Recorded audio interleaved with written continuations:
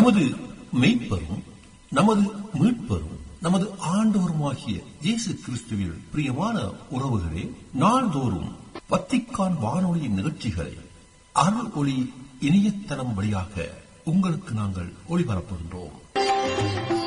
உங்களுக்காக தொகுத்து வழங்குபவர் உங்கள் அன்பு சகோதரன் பேசாலை தாஸ்.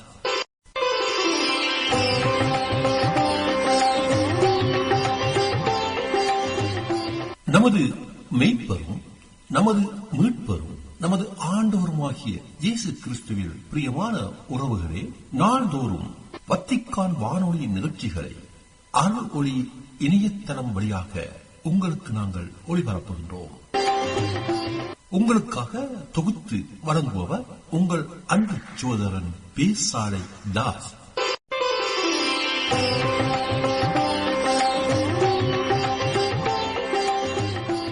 லௌதேத்தூர் இயேசுஸ் கிறிஸ்துஸ். இயேசு கிறிஸ்துவுக்கு புகழ். தமிழ் கூறும் நல்லுலகில் வாழும் அனைத்து அன்புள்ளங்களுக்கும் வத்திக்கான் வானொலியின் வணக்கம். இறைவன் உங்கள் உள்ளத்தையும் இல்லத்தையும் தன் அன்பாலும் அருளாலும் அமைதியாலும் இன்றும் என்றும் நிரப்புவாராக.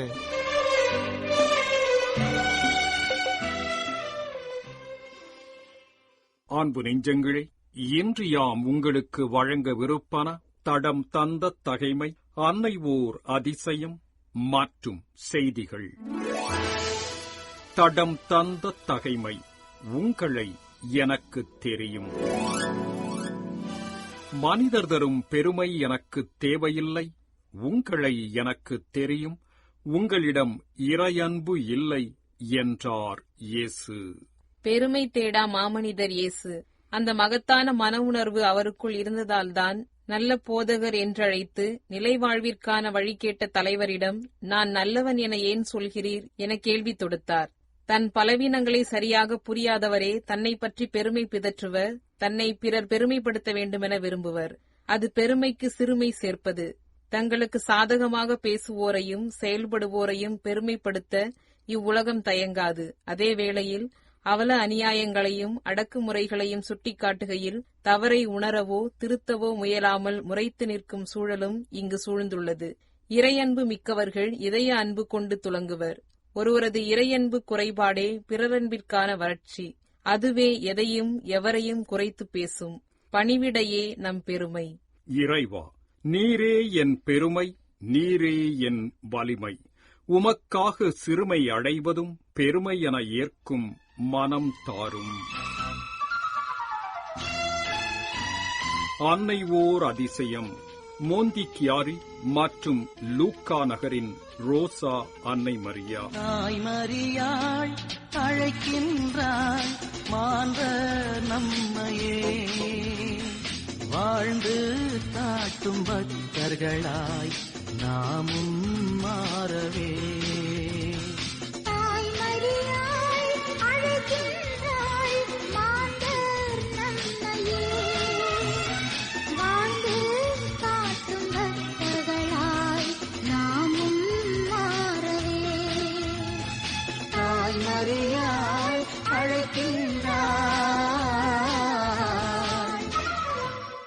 இயேசுவின் தாயும் திரு அவையின் தாயுமாக இருக்கும் அன்னை மரியா மறையுண்மைகளை தாங்கிய ஒரு ரோசா மலரோடு ஒப்புமைப்படுத்தப்படுகிறார்.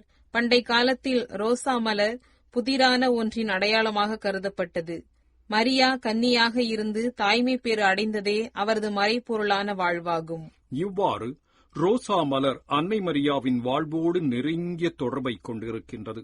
இத்தாலியின் மோந்திக்கியாரி ரோசா மிஸ்டிகா அன்னை மரியா திருத்தலம் பியரினா ஜீலி என்பவரோடு தொடர்புடையது. மோந்திக்கியாரி வட இத்தாலியில் பிரெஷியா நகருக்கு 20 கிலோமீட்டர் தொலைவிலுள்ள ஒரு சிறிய நகரமாகும். இந்நகரம் போ நதி பாயும் வளமான சமவெளி பகுதியில் இத்தாலிய ஆல்ப்ஸ் மலைகளுக்கு முன்பக்கத்தில் அமைந்துள்ளது. இந்த சிறிய நகரத்தில் 1911ஆம் ஆண்டு ஆகஸ்ட் 3ஆம் தேதி ஓர் ஏழை விவசாய குடும்பத்தில் பிறந்த பியரினா அந்நகரத்தில் இருந்த மருத்துவமனையில் தாதியாக வேலை செய்து வந்தார்.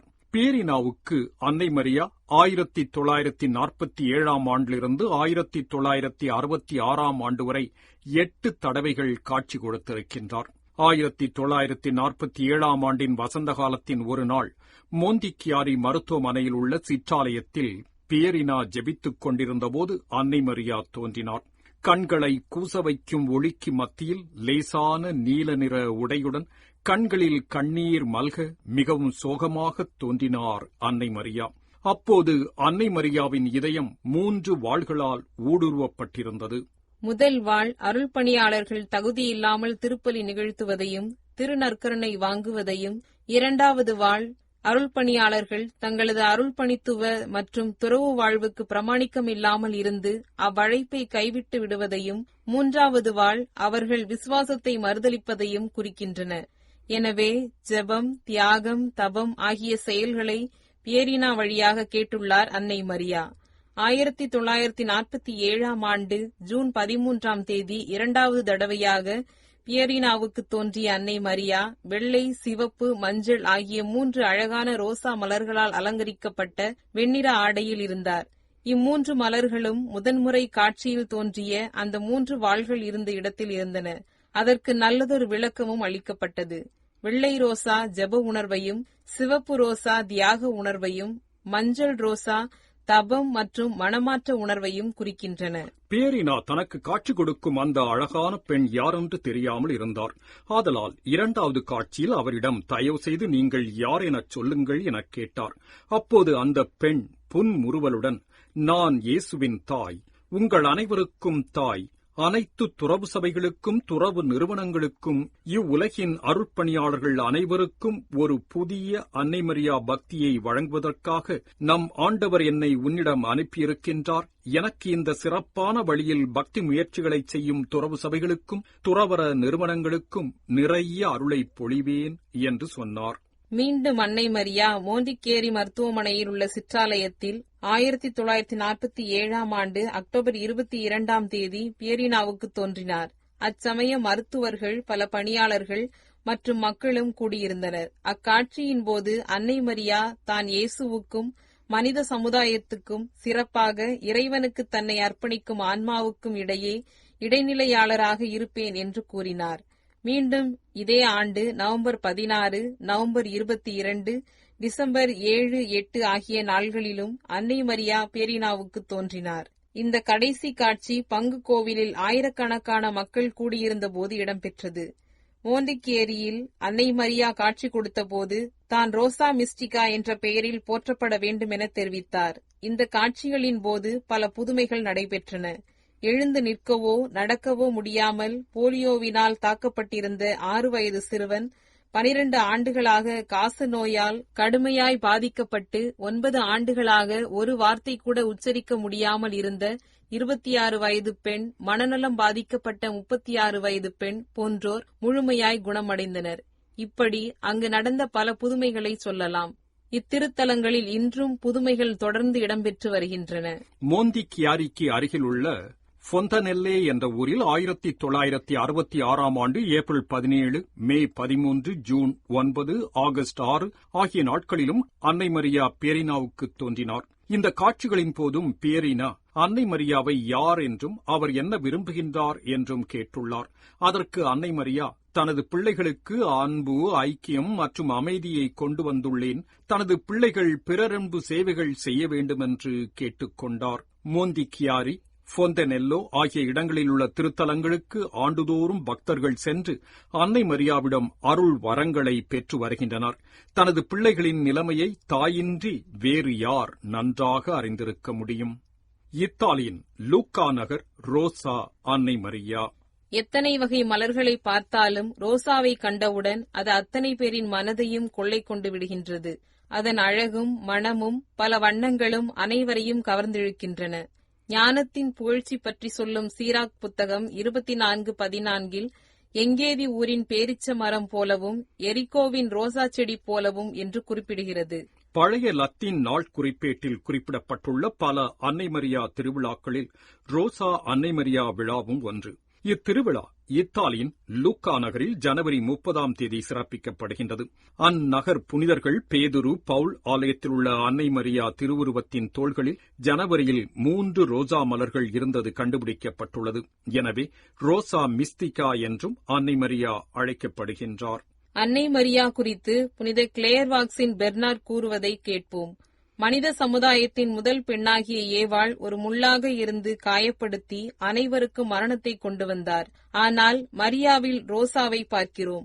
இது ஒவ்வொருவரின் புண்களையும் இதமாக தடவிக் கொடுத்து குணமாக்கி மீட்பை பெற்றுக் கொடுத்தது. மரியா ரோசா மலராக இருந்தார்.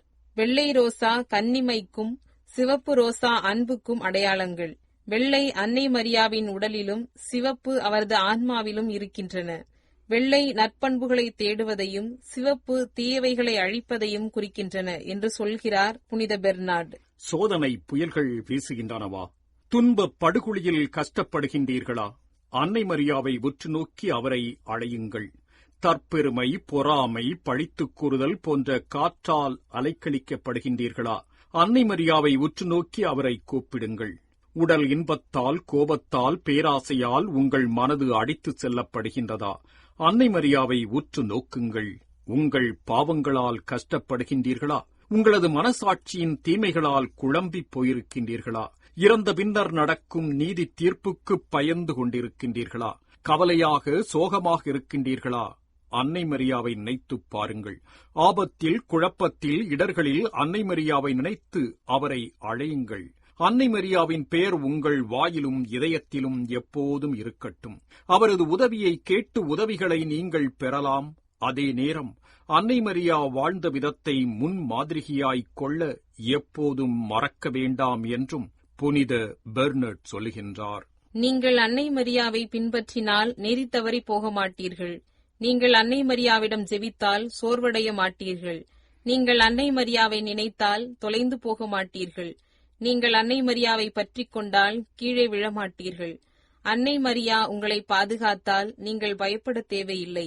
அவர் உங்களது வழிகாட்டியாக இருந்தால் நீங்கள் களைப்படைய மாட்டீர்கள். அவர் உங்களுக்கு சார்பாக இருந்தால் நீங்கள் உங்கள் இலக்கை அடைவீர்கள். நீங்களே உங்கள் வாழ்வில் அனுபவிப்பீர்கள். கர்தினால் நியூமேன் அன்னை மரியாவை பற்றி இவ்வாறு சொல்கின்றார். ஆன்மீக உலகில் மிக மிக அழகமான மலராக இருப்பவர் அன்னை மரியா. கடவுளின் அருளால் தூய்மை, மகிமை ஆகிய அனைத்து மலர்களையும் அவர் வறண்ட நிலங்களில் பூக்கச் செய்கின்றார். அனைத்து ஆன்மீக மலர்களுக்கும் அவரே அரசி. எனவே அன்னை மரியா ரோசா என அழைக்கப்படுகின்றார். ஏனெனில் ரோசா மலர் அனைத்து மலர்களிலும் மிக அழகானது. எனினும் அவர் ஆடம்பரங்களை விரும்பாது மறைவாக வாழ்பவர் என்று. ரோசா அன்னை மரியாவிடம் ஜெபிப்போம்.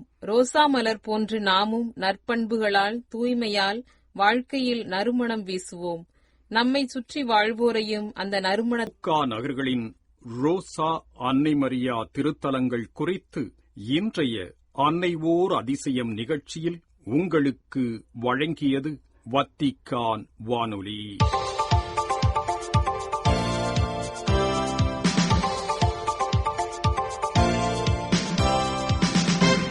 செய்திகள். தெளிந்து தேர்தலில் வழங்கப்படும் பயிற்சிக்காக இம்மாதத்தில் ஜெபிப்போம் என ஜூலை மாதத்திற்கான ஜெபக்கருத்தை இவ்வியாழக்கிழமையன்று வெளியிட்டுள்ளார் திருத்தந்தை 14ஆம் லியோ. எவ்வாறு தெளிந்து தேர்வது என்பது குறித்து நாம் மீண்டும் கற்றுக்கொள்வதற்காக இறைவேண்டல் செய்வோம் என இம்மாத ஜெபக்கருத்திற்கான செய்தியை துவக்கியுள்ள திருத்தந்தை, இதன் வழி நாம் வாழ்வின் சரியான பாதையை கண்டுகொள்ளவும், கிறிஸ்து மற்றும் நற்செய்தியிலிருந்து நம்மை தூரமாக விலக்கிச் செல்பவை அனைத்தையும் அகற்றவும் இறையருள் உதவும் என மேலும் கூறியுள்ளதுடன் இச்செய்தியை ஒரு ஜெபமாகவே வடித்துள்ளார். நான் என் பாதையில் சந்தேகங்களையும் சோர்வுகளையும் தாண்டிச் செல்ல வேண்டியிருந்தாலும், நான் போராட்டங்களை எதிர்கொண்டு சிந்தித்து ஆய்வு செய்து மீண்டும் துவக்க வேண்டிய சூழல் வந்தாலும், என் பயணத்தின் இறுதியில் நல்முடிவின் கனியாக உம் ஆறுதல் எனக்கு இருக்கும் என எழுதி தன் செய்தியை நிறைவு செய்துள்ளார் திருத்தந்தை 14ஆம் லியோ. திருத்தந்தை 14ஆம் லியோ அவர்கள் வருகின்ற ஆகஸ்ட் மற்றும் செப்டம்பர் மாதங்களில் சிறப்பிக்க உள்ள திருப்பலி நிகழ்வுகள் குறித்த தகவல்களை திருப்பீடம் வெளியிட்டுள்ளது. ஜூலை 3 வியாழனன்று திருத்தூதரான புனித தோமாவின் திருவிழாவன்று வெளியிட்டுள்ள செய்தியின்படி, ஆகஸ்ட் 3 ஞாயிறன்று ரோமில் உள்ள தோர் வெர்காத்தா எனும் இடத்தில் காலை 9 மணியளவில் இளையோர் யூபிலிக்கான திருப்பலியை நிறைவேற்ற உள்ளார் திருத்தந்தை. ஆகஸ்ட் 15 வெள்ளிக்கிழமை அன்னை மரியின் விண்ணேற்பு பெருவிழா திருப்பலியினை கஸ்தல் கந்தோல்போவில் உள்ள வில்லா நோவா புனித தோமா பாப்பிரை பங்கு தளத்தில் காலை 10 மணியளவில் நிறைவேற்ற உள்ளார். மனித வர்த்தகம், தொழிலாளர் சுரண்டல், பொருளாதார பாதிப்பு ஆகியவற்றால் பாதிக்கப்படும் புலம்பெயர்ந்தோர் மற்றும் அவர்களது குடும்பங்களை ஆதரிக்க உறுதியான நடவடிக்கைகளை மீட்பு பணிக்குழு எடுக்க வேண்டும் என்றும், இடம்பெயர்வு பற்றி உரையாடுவது என்பது ஒரு புதிய தலைப்பு அல்ல என்றும் எடுத்துரைத்தார் ஆயர் பிரான்சிஸ்கஸ் கோபோங் குங். ஜூலை 1 செவ்வாய்க்கிழமை முதல் ஆரம்பமாகிய இந்தோனேஷியாவின் நுசா தெங்காரா தலத்திரு அவையின் 12வது மேய்ப்புப் பேரவை நிகழ்விற்கு தலைமையேற்று வழிநடத்திய போது இவ்வாறு தெரிவித்தார் லாரா துங்காவின் ஆயர் பிரான்சிஸ்கஸ் கோபோங் குங்.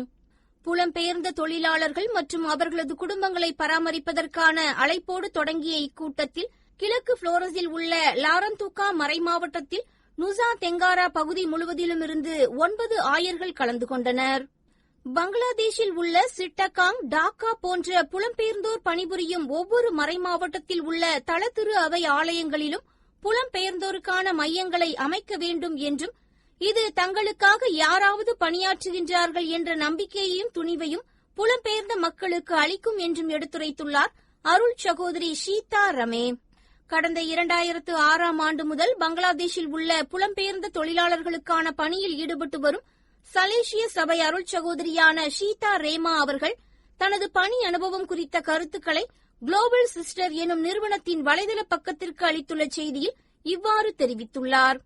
எல்லா துறவற சபையைச் சார்ந்த அருள் சகோதரிகள் மற்றும் அருள் தந்தையர்கள் புலம்பெயர்ந்தோருக்கான பணியினை செய்ய முன்வர வேண்டும் என்றும், புலம்பெயர்ந்த தொழிலாளர்களின் குரலை கேட்டு அவர்களது தேவை என்ன என்பதை அறிந்து அவர்களுக்கு பணியாற்றுவது மிக முக்கியமானது என்றும் கூறினார் அருள் சகோதரி ஷீதா. இந்தோனேஷியாவில் சிறுபான்மையினராக உள்ள கத்தோலிக்கர்கள் உரையாடல் மற்றும் இரக்கத்தின் வழியாக இஸ்லாமிய மக்களுடன் ஒன்றாக பயணிப்பதாக கடந்த ஜூன் 29 ஞாயிறன்று திருத்தந்தை 14ஆம் லியோ அவர்களிடமிருந்து பால்யம் பெற்ற மகசார் மறைமாவட்டத்தின் பேராயர் பிரான்சிஸ்கோஸ் நீப்பா அவர்கள் கூறியதாக ஃபீதே செய்தி நிறுவனம் தெரிவித்துள்ளது. பால்யம் பெற்ற இந்நிகழ்வு திருத்தந்தையுடனான வலிமையான ஒன்றிப்பை உணர்த்திய ஒரு தருணமாக அமைந்தது என்றும், திருத்தந்தை 14ஆம் லியோ ஒரு மறைப்பணியாளராக இருந்ததால் மறைப்பணியாளர்களின் வாழ்க்கையை நன்கு புரிந்து கொள்கின்றார் என்றும் பேராயர் நிப்பா செய்தி நிறுவனத்திடம் தெரிவித்துள்ளார். ஒவ்வொரு தடையையும் கடந்து ஒவ்வொரு நிகழ்விலும் இறைவன் அளிக்கும் நன்மையை கண்டறிய எப்போது முயன்று வருவதாக கூறியுள்ள பேராயர் நிப்பா அவர்கள் இஸ்லாமியர் போன்ற அனைத்து மத மக்களோடும் அரசு அதிகாரிகளோடும் நல்லுறவை பேணி வருவதாகவும் தெரிவித்துள்ளார். திருத்தந்தை பிரான்சிஸ் அவர்களின் இறைவா உமக்கே புகழ் சுற்றுமடலானது படைப்பு என்பது சுரண்டப்பட வேண்டிய ஒரு வளம் அல்ல, பாதுகாக்கப்பட வேண்டிய ஒரு கொடை என்பதை நமக்கு நினைவூட்டுகின்றது என்றும், விவசாயிகள், சமூகங்கள் ஆகியோரை இணைத்து அவர்களின் குரலை கேட்க வைத்தல் போன்றவற்றிற்கு திரு அவைக்கு ஒரு முக்கிய பங்கு உண்டு என்றும் கூறினார் இமானுவேல் யாப். நேயர்களே, இத்துடன் வத்திக்கான் வானொலியின் தமிழ் ஒலிபரப்பு நிறைவு பெறுகின்றது. தொடர்வது அதன் மலையாள நிகழ்ச்சிகள். உங்களது ஆர்வமுள்ள செவிமடுத்தலுக்கு நன்றி, வணக்கம். இதுவரையும் நீங்கள் செவியுற்றது வத்திக்கான் வானொலியின் இன்றைய நிகழ்ச்சிகள். மீண்டும் மற்றொரு வத்திக்கான் வானொலி நிகழ்ச்சியில் உங்கள் அனைவரையும் சந்திக்கும் வரை அன்பு விடைபெற்றுச் செல்வது உங்கள் அன்பின் பேசாலை தாஸ்.